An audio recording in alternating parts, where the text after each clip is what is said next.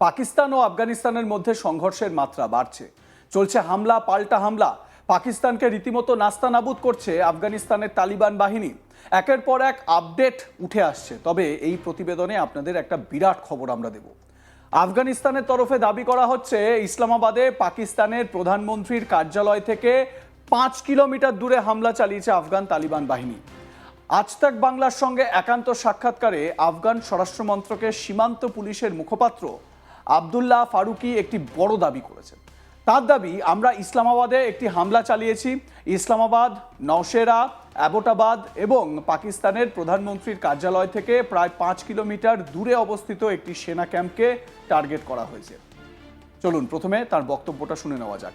ফোনে আবদুল্লাহ ফারুকি কি বলেছেন শুনুন। अभी क्या चल रहा है अफगानिस्तान में, क्या हालात है?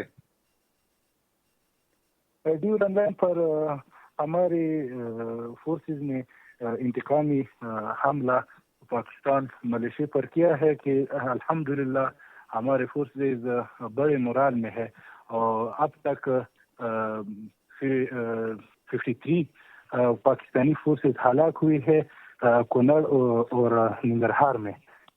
हमारे फोर्सेस बड़े मोराल में है अल्हम्दुलिल्लाह। इंशाल्लाह उन मजलूमों का इंतकाम लिया जाएगा।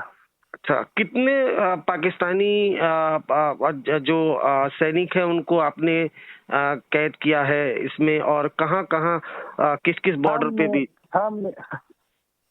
हमने कुनड़, नूरिस्तान और नंगरहार में सिर्फ और सिर्फ 2 घंटे में 53 पाकिस्तानी अहलकार को हलाक किया है और अल्हम्दुलिल्लाह हमारा इंतकाम जारी है और हमारा फोर्सेस बड़े मोराल में है। अच्छा, और पाकिस्तान की तरफ से भी अटैक हो रहा है? किस तरह का अटैक है पाकिस्तान की तरफ से?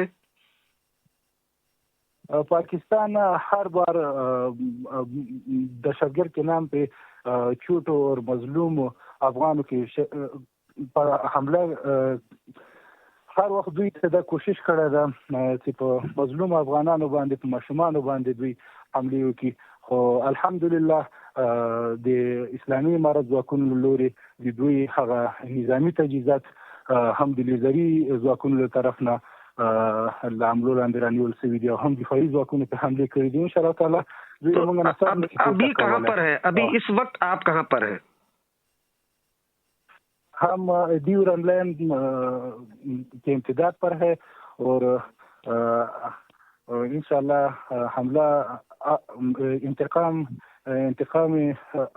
उस हम से जिगान लड़ी।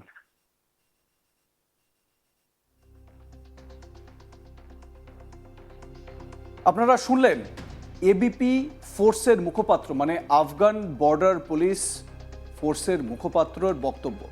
তালিবান শাসিত আফগানিস্তান দাবি করেছে তারা পাকিস্তানের সীমান্ত পোস্টগুলোর বিরুদ্ধে পাল্টা হামলা চালিয়েছে। দেশের পূর্ব এবং দক্ষিণ পূর্ব অংশে এই সামরিক অভিযান চালানো হয়েছে বলে জানানো হয়েছে।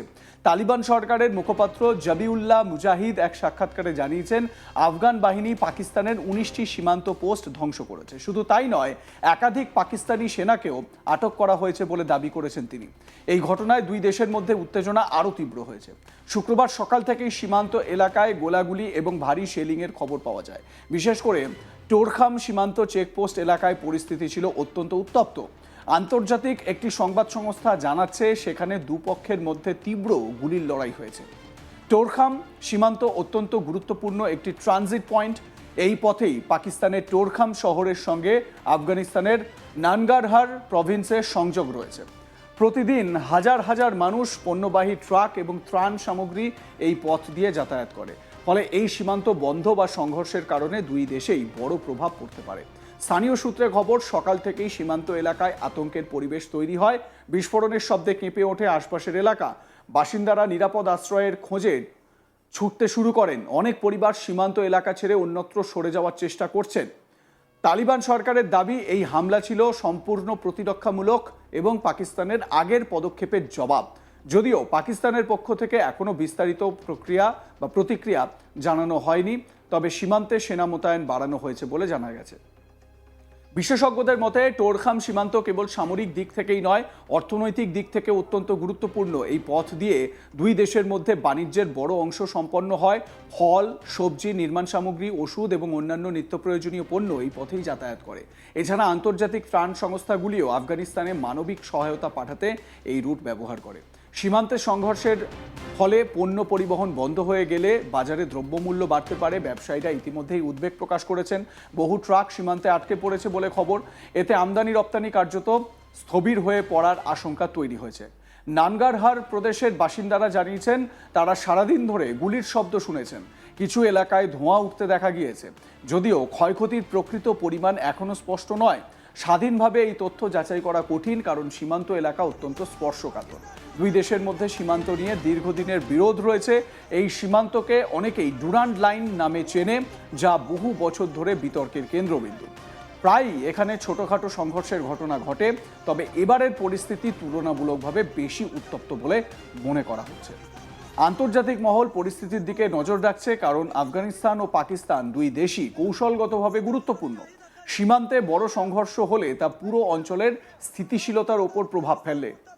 এদিকে সাধারণ মানুষই সবচেয়ে বেশি আতঙ্কে রয়েছেন। টোরখাম সীমান্ত দিয়ে প্রতিদিন শ্রমিক, ব্যবসায়ী, ছাত্রছাত্রী যাতায়াত করেন। এখন সেই পথ অনির্দিষ্টকালের জন্য বন্ধ হয়ে গেলে তাদের জীবনযাত্রা ব্যাহত হবে। ত্রাণ সংস্থাগুলিও উদ্বিগ্ন।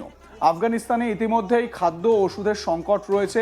সীমান্তে অস্থিরতা বাড়লে মানবিক সহায়তা পৌঁছানো কঠিন হয়ে পড়বে। مجاهدینو ټولو ته دې مبارک وي. دا د پاکستان پوسټه د لمبې په بیې وګورئ تاسو. انقلابي راځه څنګه ورور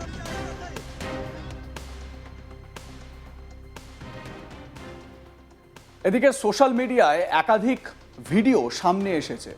বহু ছবি এরকম সামনে এসেছে, যেরকম এই ভিডিওটা, যেটা একটা সেনা ক্যাম্পকে টার্গেট করা হয়েছে।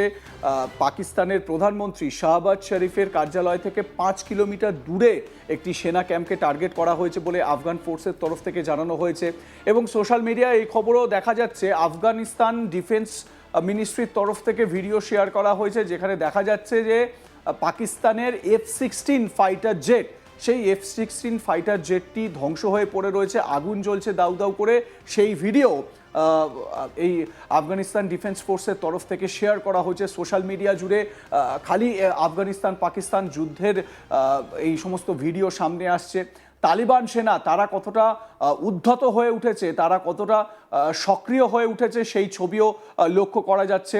এবং যারা নিরাপত্তা বিশেষজ্ঞ, আমরা বহু নিরাপত্তা বিশেষজ্ঞদের সঙ্গে কথা বলেছি, প্রাক্তন বায়ুসেনা অফিসার থেকে শুরু করে প্রাক্তন সেনা কর্তা, তাদের সঙ্গে কথা বলেছি। তারা প্রত্যেকেই বলছেন যে পাকিস্তানের কাছে হয়তো এয়ারফোর্সের শক্তি রয়েছে, পরমাণু শক্তি রয়েছে, কিন্তু তালিবান সেনা তারা কিন্তু ওই স্থলসেনা, তারা পদাতিক সেনা, তারা অনেক বেশি স্ট্রং পাকিস্তানের তুলনায়। আপনাদের মতামত এই বিষয়ে জানাতে ভুলবেন না। দেখতে থাকুন আজ তাক বাংলা। সাবস্ক্রাইব করুন আমাদের ইউটিউব চ্যানেলটি, বেল আইকন প্রেস করুন নোটিফিকেশন পেতে।